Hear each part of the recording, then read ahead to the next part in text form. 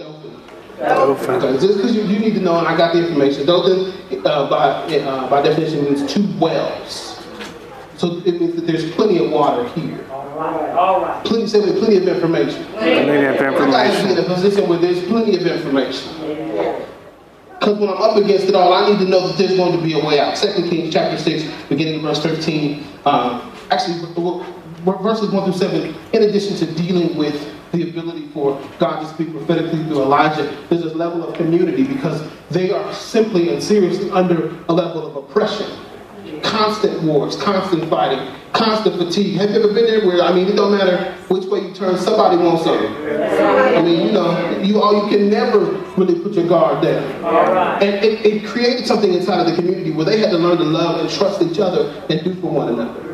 So here's what they do. They reposition themselves from one portion of the land to the other portion of the land. And one of the prophets who's going to help build, borrows an axe head. You read the text. He says that when they were building this new found place to hear the word of God, that's the only reason why they moved, was to hear God clearly. I need you to understand that as a point of your life, every move you make has to be one so that you can hear God. Amen. If anything distracts, that's why I tell people, don't take jobs that don't let you come to work after church. Anything that impedes on worship is a danger. Come on. I don't care how much money they're paying you. If you can't get worship in, something wrong. True. Come on. Amen. So they moved so that they could position themselves to hear from God better. He borrows this axe, and he's using the axe, and as he's using it, the top of the axe head falls off. It falls off into the water. And the prophet runs to Elijah and says, I borrowed this. It ain't even mine. And Elijah asked this question that stood out to me. He said, show me where you dropped it. Now, have you ever dropped something in water? All you can do is point to this general area. And water moves stuff, so it might not be there. And you don't know how deep this water is. He says, show me where you dropped it. I want to ask you, when did you lose your vigor? Your talent? When did you lose your hope? When did you leave it? When did it fall off? You was working on something and all of a sudden you lost it. You was working on a plan and then all of a sudden you just lost all will to keep working on it. God wants to know where you dropped it. And it does not matter where you dropped it, whether it be on land or in the water. He says, point out where you dropped it. I want you to look at your life. Where did you give up? That's good. Here's what he does. He says, just show me where you dropped it. He throws a stick in the water and the axe head floats to the top. He grabs it, puts it back on, and go back to work. God says, I want to bring back to the top things that have sunk in your life. Things that have unsuccessfully shipwrecked. When you gave up. But God said, I still got a plan. You just never inquired of me to help you get it back.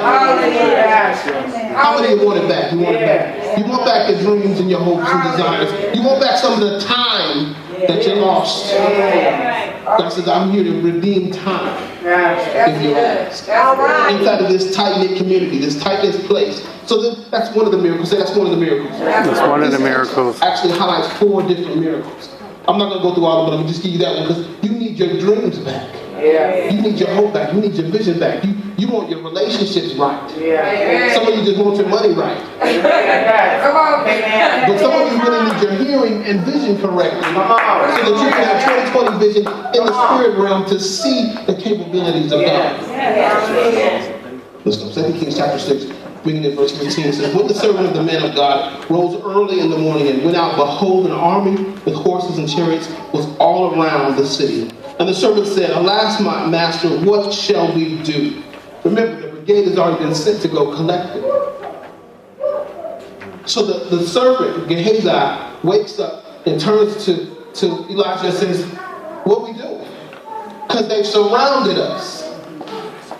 I asked you earlier, how many of you ever felt surrounded by problems, surrounded by stress, overtaken by drama and foolishness? And some of it you can't even identify. You don't know where it came from. I don't know how or what. And more so, God, I'm serving you. I shouldn't have any drama. Amen. Come on, everybody want to say, God, I'm faithful. I'll never miss service. I'll never service. Yes. I'm at every service. I'm never late. I'm always on time. I'm giving. I'm tithing. I'm up early praying with them. Come on. Why is there any drama? So the servant wakes up and he turns to Elijah and says, what we going to do? I love his response. Verse 16. He said, do not be afraid, for those who are with us are more than those who are with them. Come on, man. I gotta get you to be okay that when trouble shows up, you can't freak out. Yeah. This is not the time to throw in the towel. When trouble shows up, this is the time to knuckle up. Yeah. So that we can tap into the unseen potential God has already placed around you. I told you at the beginning of the year, everything you need already exists.